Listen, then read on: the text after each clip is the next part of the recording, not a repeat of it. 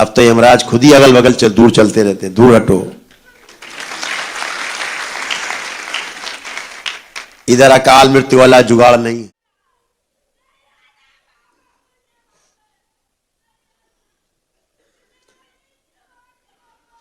अभी तो वापस आना पड़ेगा।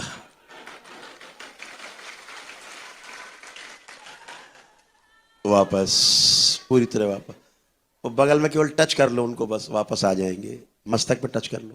इन्वेस्टमेंट है समय का, है।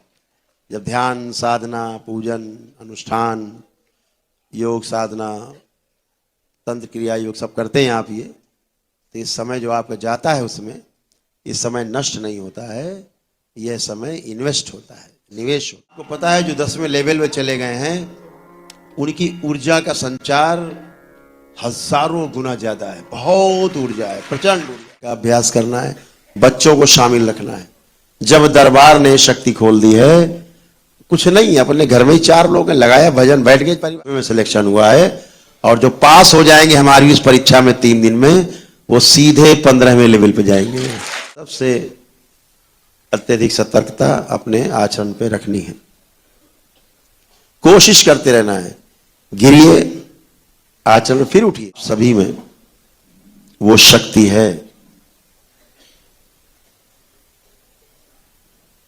जो भगवान में होती, जिसे भी आप भगवान मानते हो। ये शिव का तंत्र है, यही व्यवस्था है, यही सृजन और विध्वंस है, यही शिव और शक्ति है। 20-25 वर्ष कठोर प्रशिक्षण से गुजारते थे, जब उसमें वो पास हो जाता था तब उसे गृहस्थ जीवन में प्रवेश की अनुमति मिलती। अपना पागल खाना दिखाओ, बोले चलिए दिखाते। निकले तो एक आदमी सर पटक पटक के अंदर रो रहा था, एक फोटो लिए था हाथ, वो होता जाएगा, लिखता जाएगा। बस यही सबसे बड़ा शास्त्र है, यही सबसे बड़ा ग्रंथ है। व्यवस्था को समझ करके उसके अनुरूप किया जाता है, ये पुण्य है। और ब्रह्मचारी का अर्थ आप लोगों ने बहुत सुना होगा नाना प्रकार से। उससे बचना है, उसे पढ़ना नहीं है, नहीं तो जिंदगी भर केवल अपने को पापी समझते रहोगे, इससे ऊपर नहीं निकल पाओगे। जब ये भजन अंदर चलने लगता है अनवरत, तो फिर किसी की भी अंदर प्रवेश करने की जगह नहीं बचती है।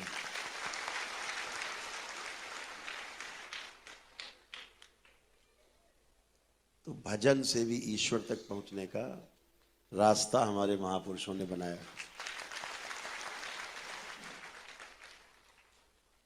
दूसरे शब्दों में कहें, भजन से ही ईश्वर का आप तक पहुंचने का रास्ता बनता है।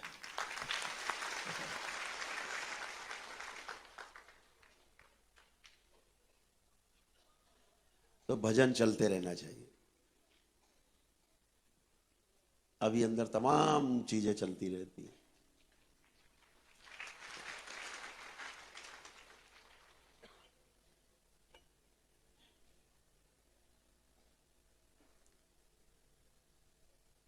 आज बहुत शुभ घड़ी है,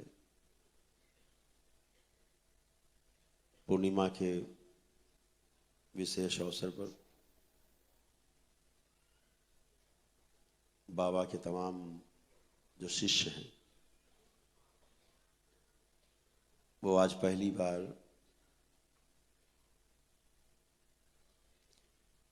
तंत्र क्रिया योग की दीक्षा ले रहे हैं, पहले चरण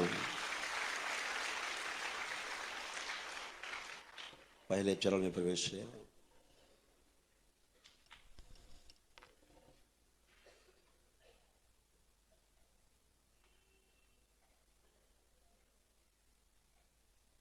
कितना अद्भुत है,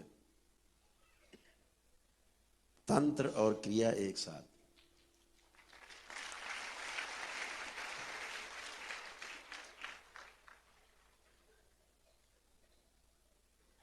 फिर कहा गया योग, तंत्र क्रिया योग, यानी शिव और शक्ति का मिलन बिंदु।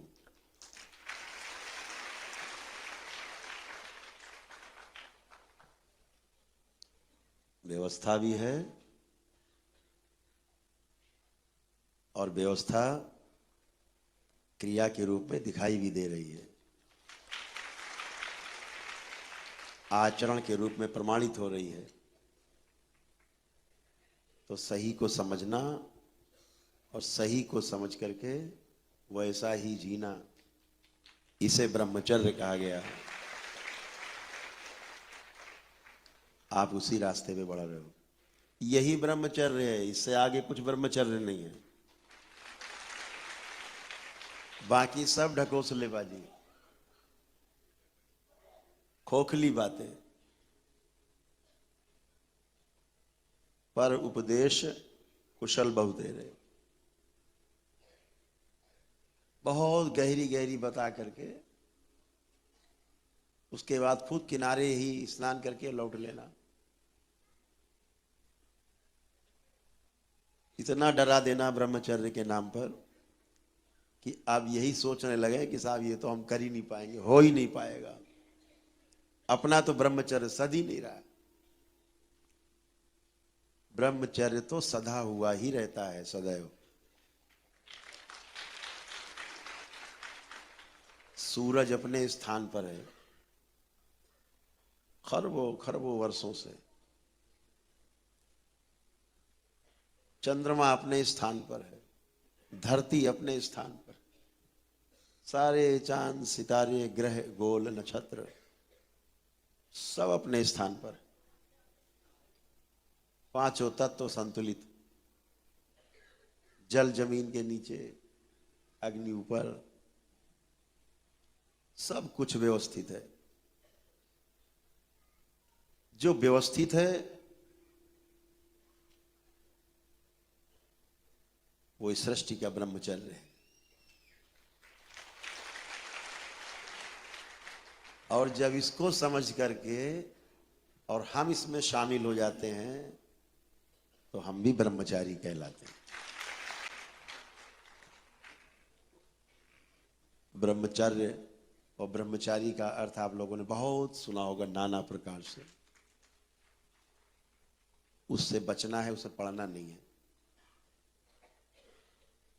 नहीं तो जिंदगी भर केवल अपने को पापी समझते रहोगे, इससे ऊपर नहीं निकल पाओगे कभी।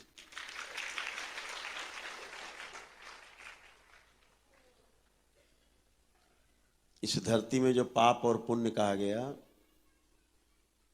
तो इसको भी ठीक ठीक समझ लेना है कि पाप क्या है और पुण्य क्या है।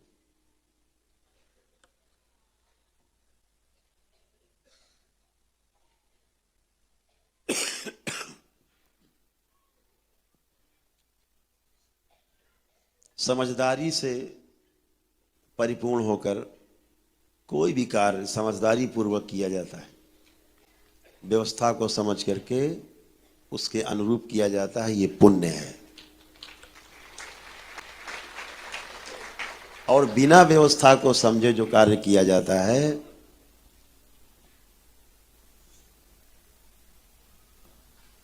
जो स्वयं को भी स्वीकार नहीं होता है, वो पाप है। इसमें पाप और पुण्य का इतना बड़ा विश्लेषण, समझदारी ही पुण्य है, ना समझी पाप है। और क्या है? एक लाइन में, एक लाइन में, सिर्फ एक लाइन, ज्यादा मीमांसा नहीं करनी, ज्यादा ग्रंथों के चक्कर में नहीं पड़ना, नहीं ग्रंथि पड़ जाती है अंदर।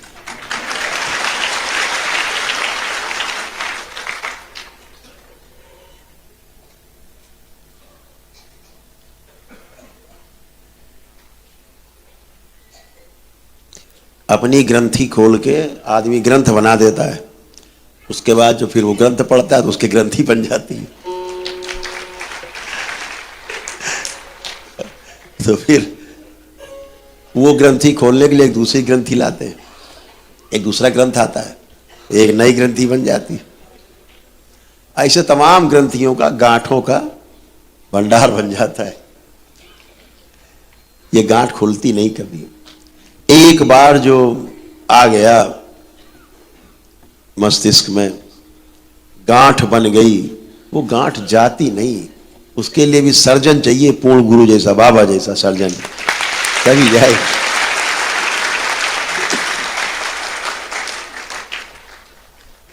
तो ग्रंथ में मनोरंजन के लिए ग्रंथ रखो, मनोरंजन करो, पढ़ो, वाह क्या बात है, बहुत सुंदर, भूल जाओ, जैसे सिनेमा देख के भूल जाते हो, ऐसे भूलने वाला। डंप नहीं करना, एकदम पकड़ लिया उसको, अरे साहब बस यही लिखा है, यही सही है। जब तक अनुभव नहीं कर लेना है तब तक उसको सही नहीं मानना है। बोलो भैया हम तो बातों से नहीं, हम तो अनुभव से जानेंगे। अगर अनुभव करा सको तो बताओ, हमारे बाबा माँ तो अनुभव कराते हैं।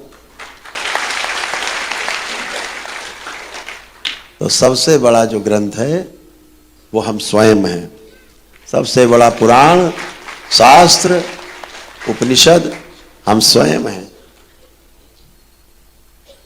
अनुभव करते जाएंगे और लिखते जाएंगे, अनुभव होता जाएगा और लिखता जाएगा। बस यही सबसे बड़ा शास्त्र है, यही सबसे बड़ा ग्रंथ है।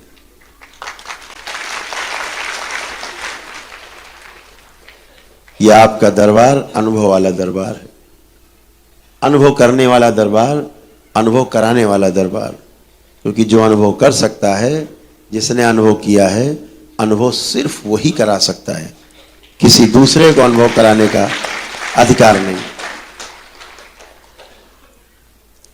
आज हम लोग देखते हैं तो कभी कभी बहुत सहानुभूति होती है। अब दुख तो नहीं होता देख के, सहानुभूति होती। ये बेचारे इन लोगों ने जिसलिए अपना घर परिवार छोड़ा, ये उससे ज्यादा बड़े दलदल में फंस गए हैं सब। और गृहस्थी छोड़ के सन्यास लिया, ना गृहस्थ बचे ना सन्यासी बचे, ना घर के बचे ना घाट के बचे। आप सब अपने घर के भी हो, अपने घाट के भी हो।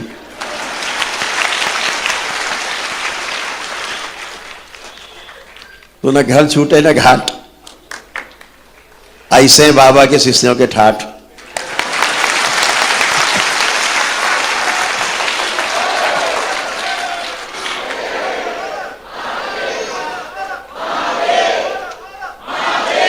दरबार कहता है परिवार सर्वश्रेष्ठ स्थान है हमारा, हमारे रहने का सर्वश्रेष्ठ स्थान है।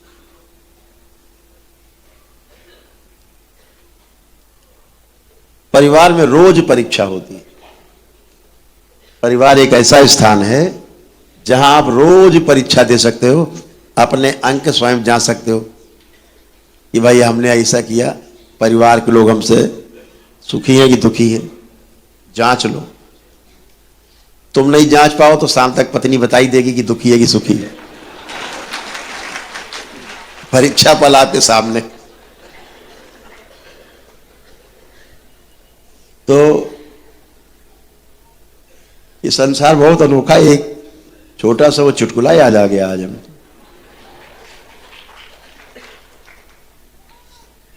संसार की जो सबसे आध्यात्मिक जगत में, सूक्ष्म जगत में जो सबसे पवित्र स्थान है, उसे शमशान कहा जाता है, भोले भंडारी का स्थान। और भौतिक जगत में जो सबसे सुंदर स्थान कहा जाता है, जो भौतिक जगत में सबसे सुंदर स्थान जहां कोई समस्या नहीं, उसे पागल खाना कहा जाता है।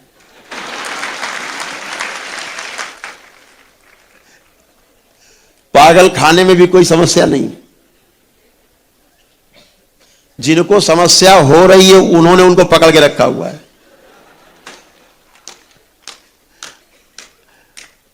पागलों को कोई समस्या नहीं है, होती भी नहीं। कपड़े हो तो राजी, नहीं है तो भी राजी।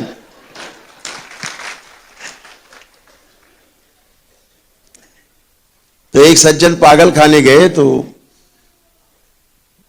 नेताजी थे दुर्भाग्य से, तो पूछा उन्होंने डॉक्टर साहब से कि भैया जरा अपना पागल खाना दिखाओ। तो बोले चलिए दिखाते। निकले तो एक आदमी सर पटक पटक के अंदर रो रहा था, एक फोटो लिए था हाथ में। रो रहा था फोटो देख देख के, दहाड़े मार मार के रो रहा था। वो कह भैया चुप हो जाओ, कहने सोनेगा नहीं, वो तो रोता ही रहेगा, पागल है। कह भैया कैसे पागल हो गया? इसने कहा आज वो डॉक्टर साहब ने कि भाई जो ये फोटो लिए है इसके साथ विवाह करना चाहता था। बोले फिर? बोले नहीं कर पाया, नहीं हुआ। तो उस वियोग में ये बेचारा पागल हो गया है। अच्छा आगे बढ़िए, आगे बढ़े। अगले वाले दड़बे में दूसरे पागल साहब थे, वो भी रो रहे थे, चिल्ला चिल्ला खोपड़ी पटक के। बोले इन्हें क्या हुआ? बोले नेताजी ये वो हैं जो पीछे वाले रो रहे हैं, जिनके लिए उनकी शादी हो गई इनसे।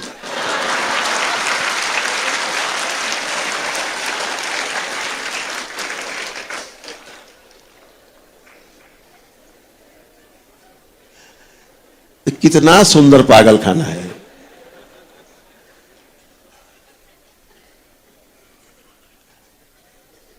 गृहस्थी ऐसा ही पागल खाना है, सब पागल खाने। और मजे की बात है कोई पागल ये नहीं समझ रहा कि हम पागल हैं।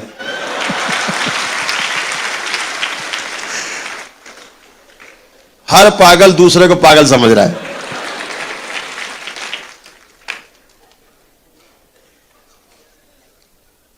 पागल पागल मिलके हंसते, जब डॉक्टर आता है तो को पागल आ गया।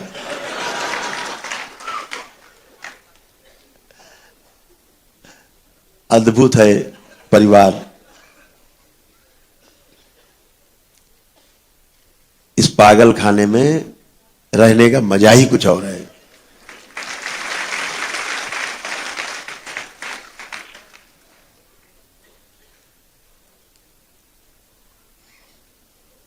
जब स्मृतियां नष्ट होती हैं यही पागल खाना स्वर्ग बन जाता है आपका। ये तभी तक पागल खाना है जब तक पितृ हैं, पितृ की स्मृतियां हैं, अपनी स्वयं की जन्मों जन्मों की विकृत स्मृतियां हैं, तभी तक ये पागल खाना है आपके लिए। और जैसे ही ये सब नष्ट होता है फिर आप पागलों के डॉक्टर बन जाते हैं। फिर ये स्वर्ग बन जाता है आपके लिए। इसीलिए तमाम गुरुकुल बने, इस मनुष्य को सजाने के लिए आचरण से। ब्रह्मचर्य आश्रम में, पहले गुरुकुल ब्रह्मचर्य आश्रम में भेजा जाता था, कठोर प्रशिक्षण से गुजारा जाता था। ऐसी परंपरा थी कि 20-25 वर्ष कठोर प्रशिक्षण से गुजारते थे। जब उसमें वो पास हो जाता था तब उसे गृहस्थ जीवन में प्रवेश की अनुमति मिलती थी। 25 साल का प्रशिक्षण, तब गृहस्थ जीवन में प्रवेश, और तब जीवन सुखमय होता था, स्वर्ग से सुंदर होता था घर। आज पागल खाने बन गए हैं घर। हर घर में दुख, बीमारियां, तनाव, चिंता, कलह, भयानक विभत्स। परिवार का नाम सुनते आदमी भड़क जाता। पूरी दुनिया की हालत हो गई है पागल खाने जैसी। जब तक ये स्मृतियां रहती हैं आदमी पागल सा ही दिखता है।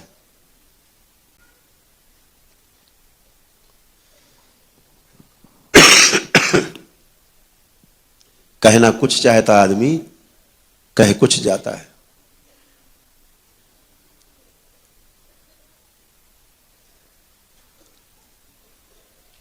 आप सभी परम सौभाग्यशाली हो कि आपने अपने पागल खाने को स्वर्ग बना लिया है।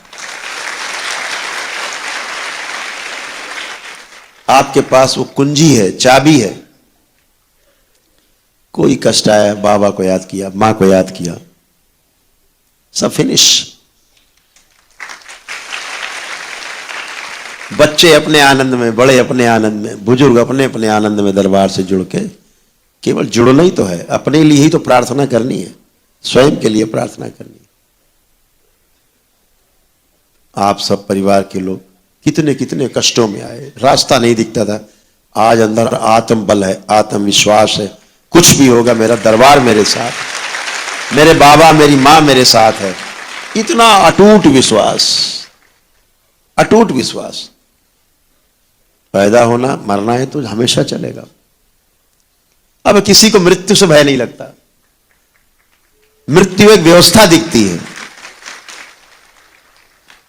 कि मृत्यु भी एक व्यवस्था है। पहले मृत्यु से भय लगता था, अब मृत्यु से भय नहीं। अब तो यमराज खुद ही अगल बगल दूर चलते रहते, दूर हटो, इधर अकाल मृत्यु वाला जुगाड़ नहीं है।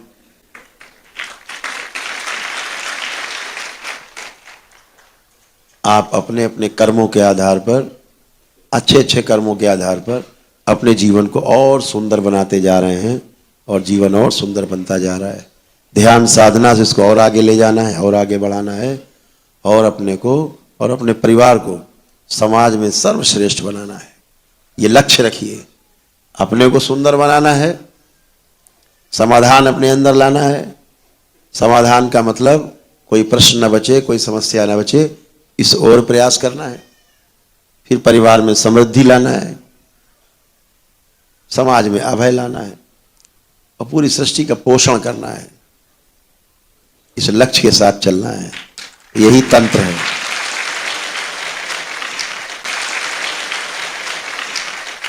यही शिव का तंत्र है, यही व्यवस्था है, यही सृजन और विध्वंस है, यही शिव और शक्ति है। तो आप सभी को अनंत शुभकामनाएं। जिन्होंने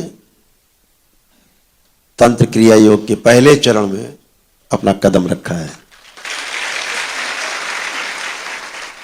और उन सब को भी बहुत बधाइयां। सब लोग बैठे जो एक एक कदम, एक एक चरण आगे बढ़ते जा रहे हैं।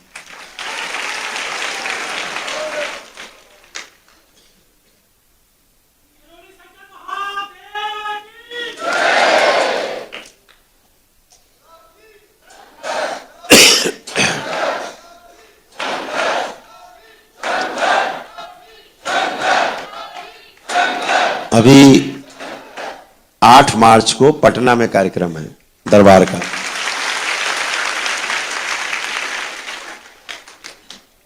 बिहार के लोग पटना में कार्यक्रम कर रहे हैं, 8 मार्च को है। आपको मीडिया के माध्यम से सूचना रहेगी। जो लोग बिहार के लोग हैं, खासतौर से आसपास के सभी लोगों को उनको उत्साह बढ़ाना चाहिए। जगह और समय 2-3 दिन में घोषणा हो जाएगी, तो आपको सूचना मिल जाएगी चैनल के माध्यम से। सारे चैनल दरबार के हैं वो सभी।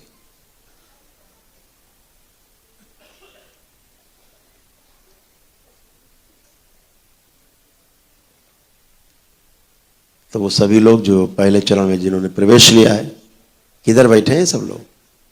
ओ, बहुत सुंदर, संगठित हैं।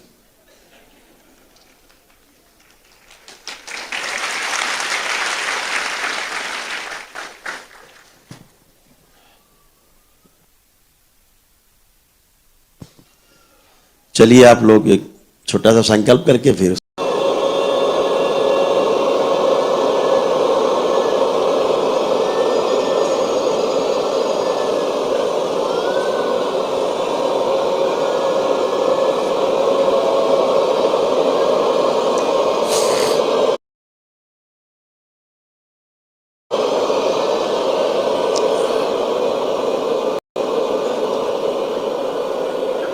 तीन बार ओम नमः शिवाय का उच्चारण करेंगे।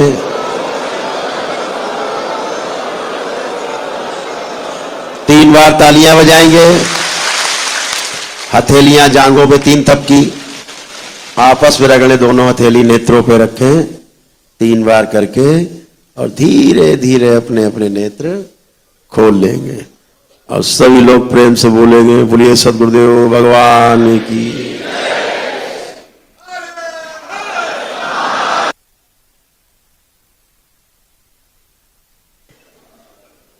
सभी लोग एक बात हमेशा ध्यान रखनी है,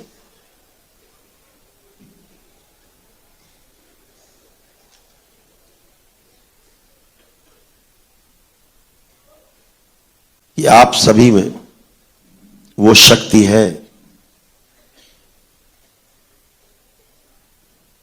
जो भगवान में होती, जिसे भी आप भगवान मानते हो।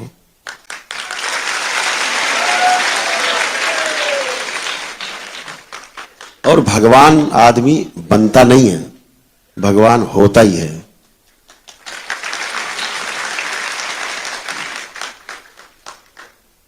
आपके आचरण से लोग आपको बस भगवान कहने लगते हैं, बातों से नहीं।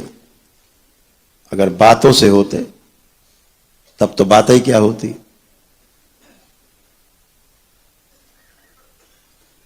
फिर तो टेप रिकॉर्डर सबसे बड़ा भगवान, दिन भर श्लोक बोला करता है, उसी की पूजा चालू। आचरण जो है वो व्यक्ति को महान बनाता है, बड़ा बनाता है। इसलिए अपने आचरण पर विशेष ध्यान रखना है। सबसे अत्यधिक सतर्कता अपने आचरण पर रखनी है। कोशिश करते रहना है, गिरिए आचरण फिर उठिए, यही मनुष्य भाव है। जब तक समझ में नहीं आए समझने की कोशिश करते रहनी चाहिए। गिर करके अपने आप को पापी समझ लेना, गिर करके अपने आप को नीच समझ लेना, यही पाप है। और गिर करके फिर उठना, फिर प्रयास करना और जीत जाना, यही पुण्य है।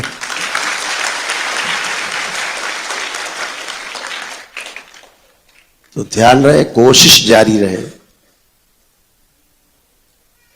जो कोशिश है वो जारी रहनी चाहिए, जिंदा रहना चाहिए, मुर्दा नहीं होना, हमेशा जिंदा रहना चाहिए।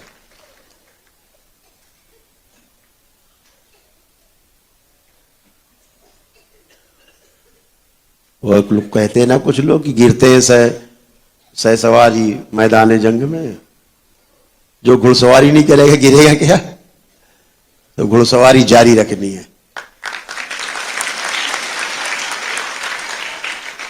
गिरने पड़ने पे ध्यान नहीं देना है तो एक दिन अच्छे घुड़सवार बन जाओगे।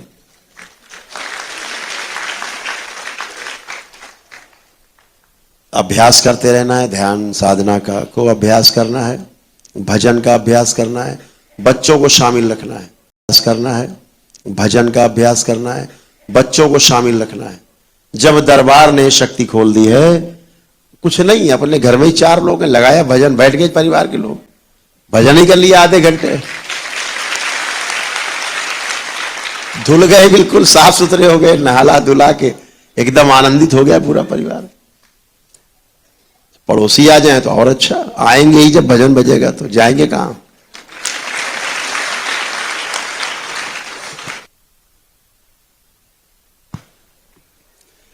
तो भजन में रुचि जगाना है, अपने मित्रों को, परिवार को बैठना, बोले वे आज भजन करेंगे, भजन में बैठेंगे। और भजन में क्या बनाओ प्रसाद में? हलवा बनाओ बढ़िया, और चने बना लो, हलवा चने का प्रसाद बन गया। कोई बहुत बड़ा आयोजन, बहुत भंडारा करने की आवश्यकता नहीं है, सबके घर में भोजन है। हाँ, प्रसाद जरूर मिल जाए, हलवा चना प्रसाद बन गया, आनंद आ गया, इतने से पूरा है। बाकी आपकी इच्छा, कुछ भी आप खाए खिलाएं, लेकिन इतने से प्रसाद पूरा है दरबार का। पूरे दरबार को इसमें आनंद है। बाबा माँ को बहुत आनंद है कि बच्चे जो हमारे हैं हलवा चना का प्रसाद बना रहे हैं और खा रहे हैं और खिला भी रहे हैं।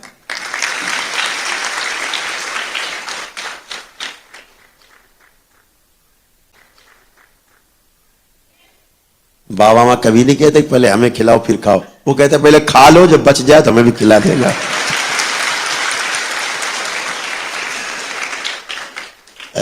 बड़े क्या करते हैं घर के? माँ क्या करती है? पहले सबको खिलाती है, फिर बाद में खाती है। तो माँ है ना, कहती पहले सब खाएंगे, जब बचेगा तो हम भी पाएंगे। और मां की रसोई कभी कम नहीं होती, ध्यान रखो।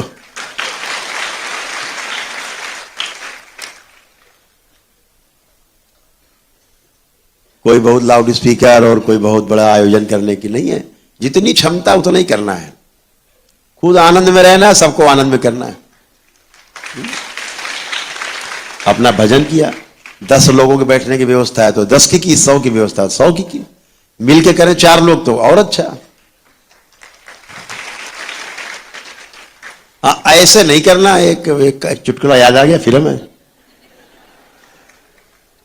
ऐसे नहीं करना कि एक सज्जन दारू वारू पीते थे, तो शाम हुई तो उन्हें बिल्कुल लगी तलब लाई, एकदम आई स्मृति आगे, पीनी है, पैसा थे नहीं लेकिन पीनी है, तो दोस्त को फोन किया, कहे भाई आज पीनी ही नहीं है कि नहीं? बोले हाँ पीनी तो है। तो बोले नमकीन काजू वाजू का जुगाड़ कुछ है? बोले काहे? बोले दारू हमारे पास, तुम काजू वाजू नमकीन जुगाड़ करे लाओ और शाम को 6 बजे बैठा जाए 1 घंटा बाद। क्या सही में? हाँ तो ठीक, ले आओ। अच्छा तो नमकीन काजू हम लिए आ रहे हैं।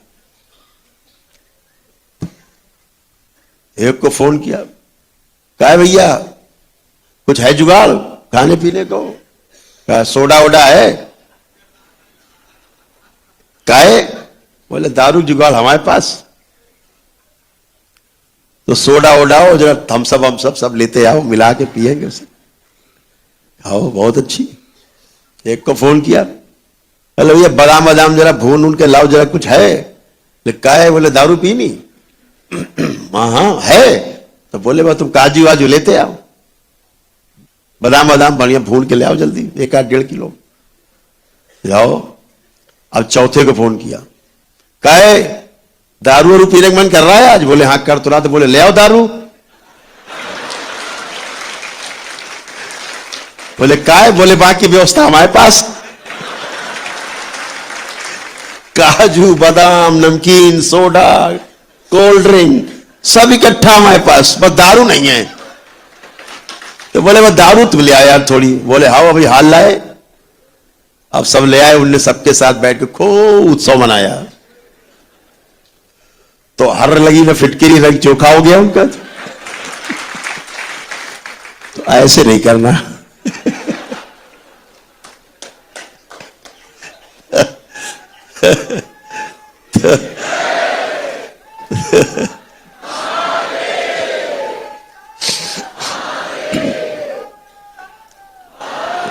तो आप सभी लोग एक छोटा सा हम लोग ध्यान करेंगे संगीत पे। और जब भी आप ध्यान में बैठेंगे, ये दरबार की शक्ति, आप दरबार से दीक्षित हैं, तंत्र क्रिया योग में दीक्षित हैं आप।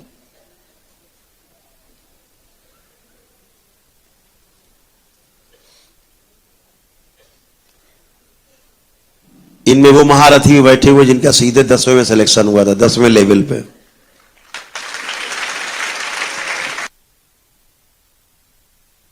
जो 10वें लेवल पे सीधा सिलेक्शन हुआ था, वो लोग अपने फॉर्म जमा करा के आ गए। फिर हम कोई सूचना देंगे आप लोगों को, सबके नंबर लिखे होंगे, फोन नंबर। एक विशेष दिन रखेंगे आप लोगों के साथ, 3 दिवस रखेंगे विशेष। उसमें फिर ना पूर्णिमा पड़े ना अमावस्या।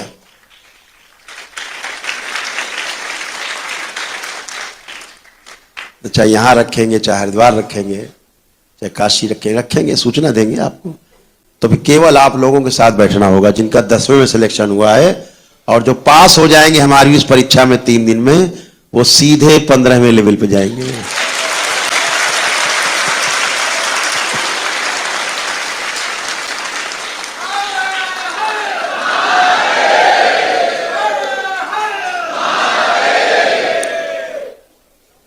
तो उसकी सूचना हम आपको बाद में देंगे। और अगली बार अप्रैल में जब कार्यक्रम होगा पूर्णिमा में, दीक्षा समारोह जैसे आज हो रहा है, तो 10वें लेवल के लिए फिर से लोग चुने जाएंगे।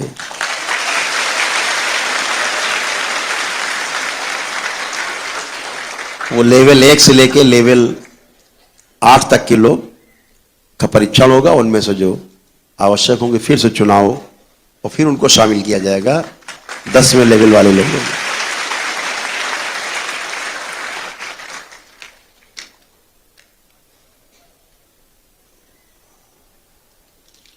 तो सभी लोग एक छोटे से ध्यान के लिए तैयार होंगे। ध्यान के लिए क्या करना है, पलथी लगाना है जिसमें आपको अच्छा लगे उस आसन में, सिद्धासन, पद्मासन, सुखासन।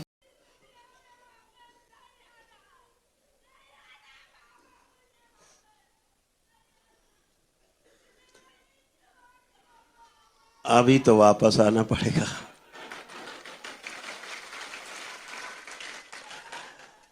वापस, पूरी तरह वापस। वो बगल में केवल टच कर लो उनको, बस वापस आ जाएंगे। मस्तक पे टच कर लो,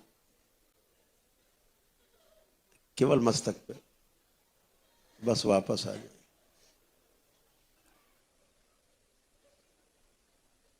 ले भैया आ गए।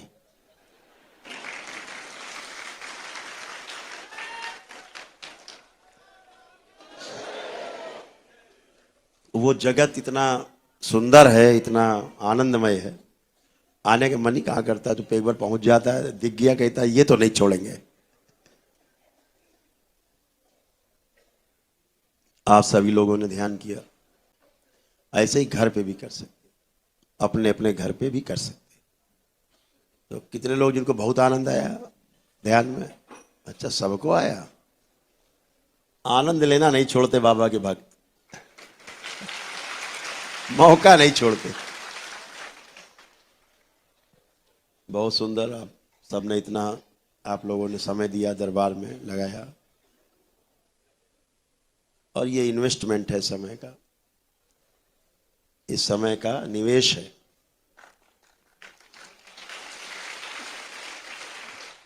या आपने खर्च नहीं किया है, समय निवेश किया है, इन्वेस्ट किया है, बढ़ेगा। कहते नहीं, गया समय फिर आता नहीं वापस, बीता हुआ समय वापस नहीं आता। लेकिन जो इन्वेस्ट कर देते हैं वो पलट के कई गुना बन के वापस आता है। जो पैसा आप लोग खर्चा कर देते हो बाजार में, वो तो वापस नहीं आता। लेकिन जो बैंक में जमा कर देते हो वो बढ़ता रहता है, ब्याज के साथ बढ़ता कि नहीं? तो ये इन्वेस्टमेंट है समय का, है।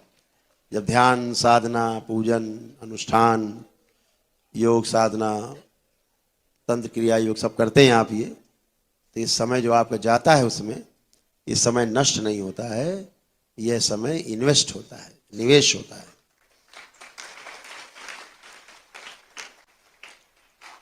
तो एक सुंदर सा सोचते हैं, बाबा का नाम सुमिरन करते हुए फिर हम लोग आज विदा लेंगे। आज तीसरा दिन है पूर्णिमा में दीक्षा समारोह का। अगले माह चूंकि होली है, तो आप सबको अग्रिम पहले से ही होली की बहुत बहुत शुभकामनाएं।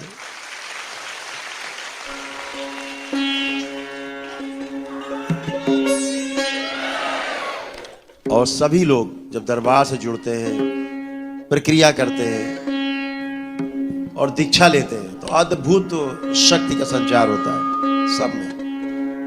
तो हम तो यही कहते हैं कि जब दरबार से जुड़ते हैं तो उसके बाद प्रक्रिया करने के बाद शुद्धि होती है। तो सभी को संदेश रहे कि दीक्षा जरूर लें, अपने बच्चों को भी उस रास्ते पे ले जाएं कि आप आनंद में रहें और बच्चे भी आनंद। आपको पता है जो 10वें लेवल में चले गए हैं, उनकी ऊर्जा का संचार हजारों गुना ज्यादा है, बहुत ऊर्जा है, प्रचंड ऊर्जा है। जैसे जैसे एक एक स्तर बढ़ता जाता है, ऊर्जा का स्तर बढ़ता जाता है। तो वो जो लेवल है, वो लेवल केवल कहने के लिए चरण नहीं है, लेवल नहीं है, वह ऊर्जा के चरण है। ऊर्जा और उत्तरोत्तर वृद्धि होती जाती है, परिष्कृत होती जाती है, पैनी होती जाती है। तो सभी लोग, जो परिवार के लोग रह भी जाए, उनको भी दीक्षा, जो पकड़ में आ जाए दीक्षा कराई दे उसकी, मानो नहीं।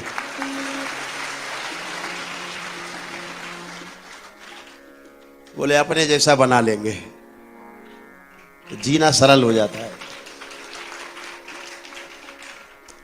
एक छोटा सा भजन बाबा माँ का करते हुए हम लोग बाबा का भजन करेंगे और फिर विदा लेंगे आज। पुनः दीक्षा के कार्यक्रम में सभी लोग, घोषणा होगी, जहां जहां कार्यक्रम होंगे घोषणा होती रहा करेगी। हरि हरि।